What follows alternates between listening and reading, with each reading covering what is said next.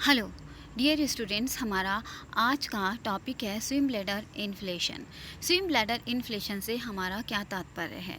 जैसा कि आप सब जानते हैं कि on the basis of skeleton fishes are of two type, cartilaginous and bony fishes. Means कुछ फिशेस का जो कंकाल है वो उपास्थ्यों का बना हुआ होता है और कुछ फिशेस का जो कंकाल है वो बोन्स का बना हुआ होता है।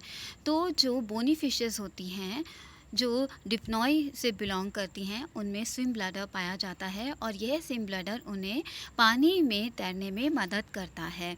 इन्फ्लेशन का मतलब क्या होता है? इन्फ्लेशन मीन्स एक्सपेंशन होता है तथा डिफ्लेशन मीन्स कॉन्ट्रैक्शन होता है। मीन्स ये जो स्विम ब्लैडर है वो एक्सपेंशन तथा कॉन्ट्रैक्शन के प्रोसेस के द्वारा फिश को पानी में तैरने में मदद करता है।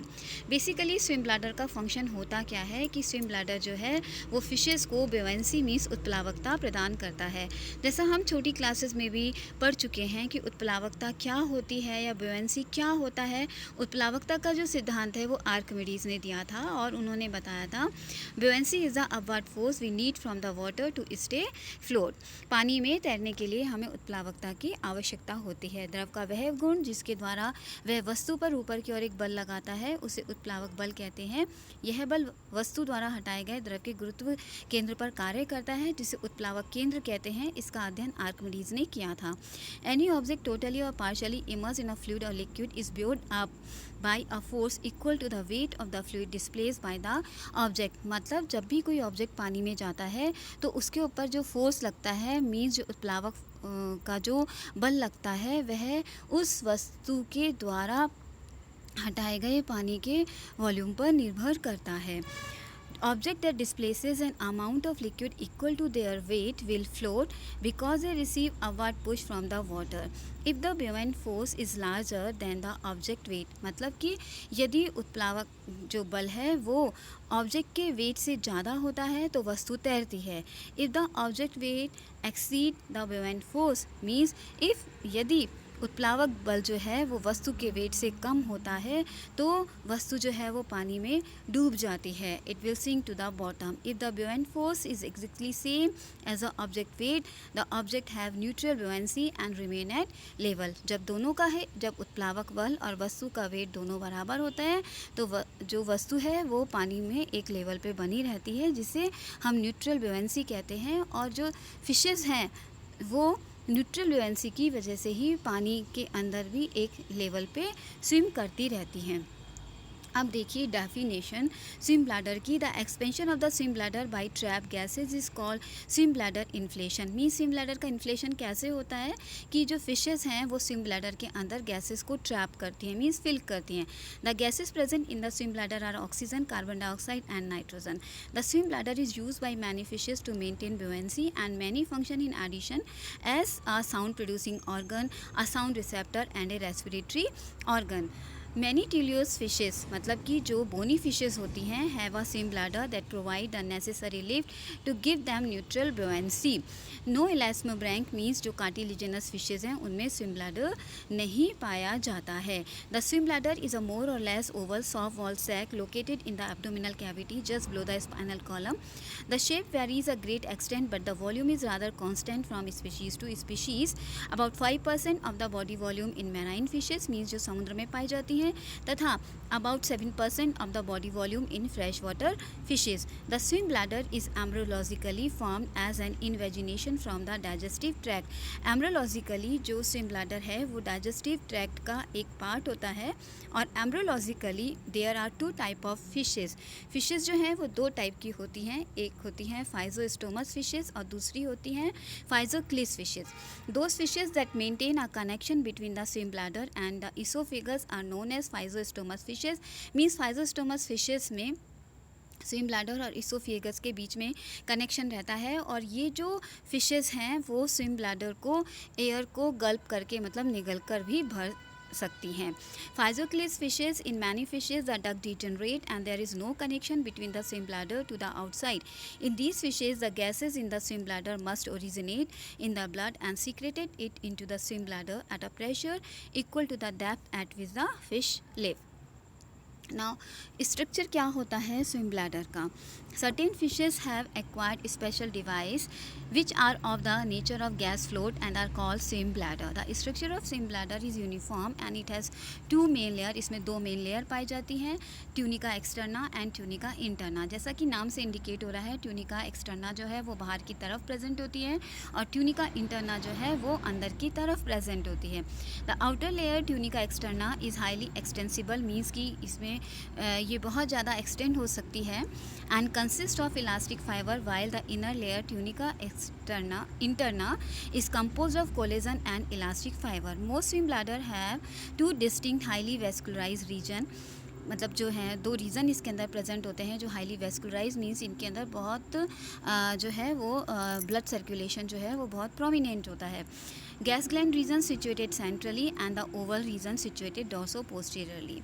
Gas gland is responsible for the secretion of gas in the swim bladder, while in oval region resorption of gas takes place. This figure indicate the various type of swim bladder in fishes. In figure में आप देख पा रहे हैं कि इसमें दो chamber हैं, एक एंटीरियर चैम्बर है और दूसरा पोस्टीरियर चैम्बर है. एंटीरियर चैम्बर जो है वो गैस जो एंटीरियर चैम्बर है इसके अंदर गैस का सीक्रेशन होता है, जबकि जो पोस्टीरियर चैम्बर है वो गैस रिजॉर्प्शन के लिए रिस्पॉन्सिबल होती है. इस फिगर में भी आप देख रहे हैं एक जो है कि how the gases secretion absorption takes place in the swim bladder. In the wall of the swim bladder of most fishes there is a gas gland of bright red colour. The gas gland is supplied with blood through a peculiar structure known as rete मिराबिली.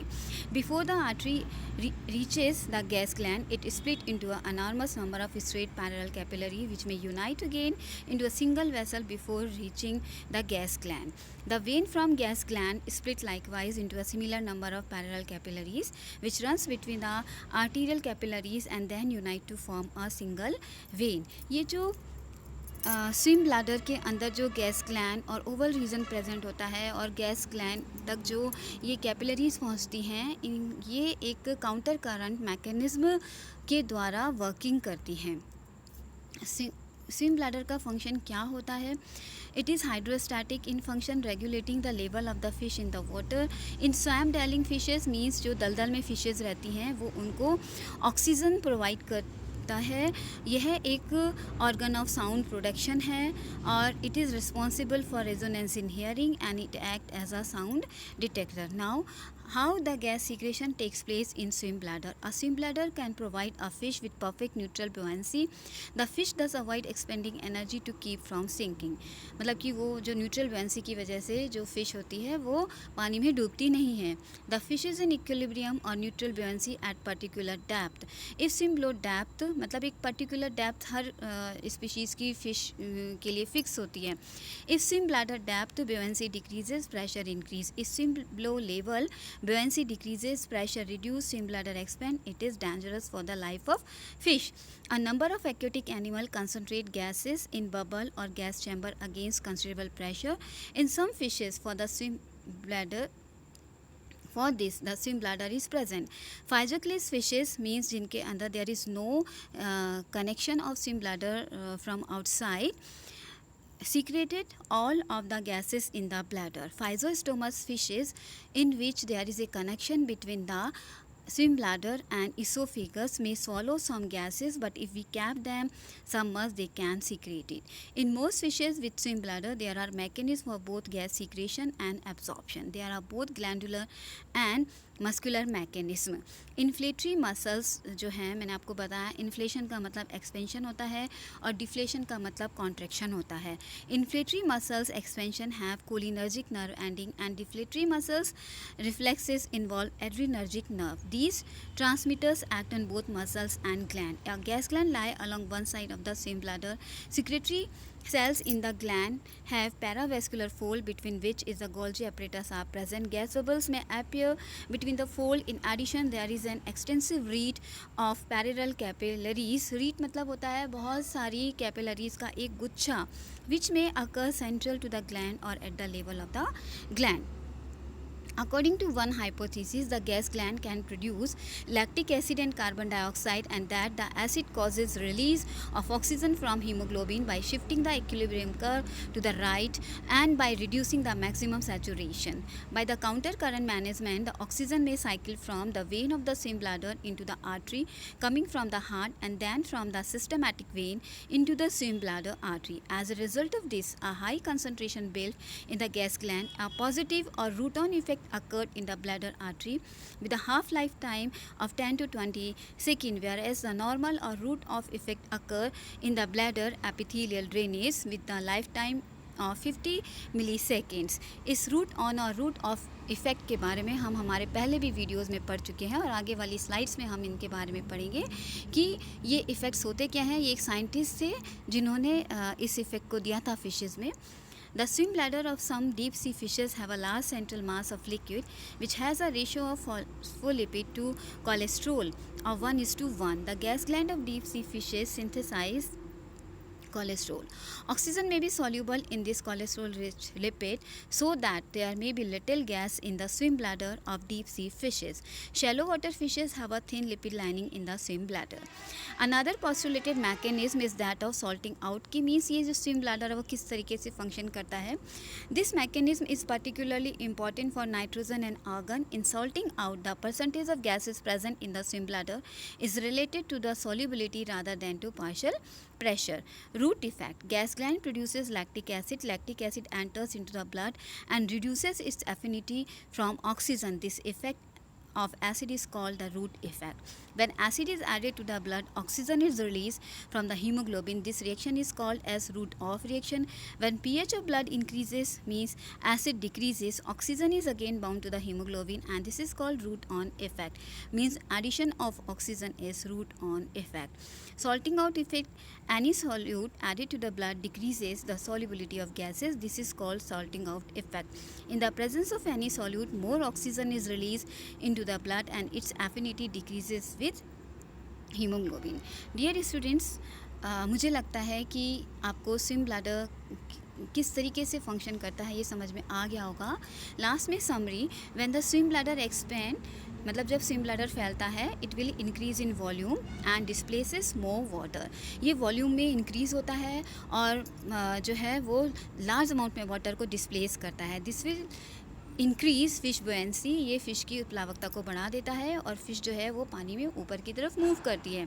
When the swim bladder deflate, मतलब कि जब swim bladder में से gas release हो जाती है तो जो फिश की बुएंसी है वो डिक्रीज़ हो जाती है तथा ये पानी में नीचे की तरफ मूव करती है as it displaces less water. मुझे लगता है कि आपको ये वीडियो बहुत ही यूज़फुल होगा और यदि आपको इसमें कुछ नहीं समझ में आता है तो प्लीज़ कमेंट करके मुझे बताइएगा, जिससे मैं आपकी प्रॉब्लम्स को आगे सॉल्व करने की कोशिश कर सकूं। Thank you.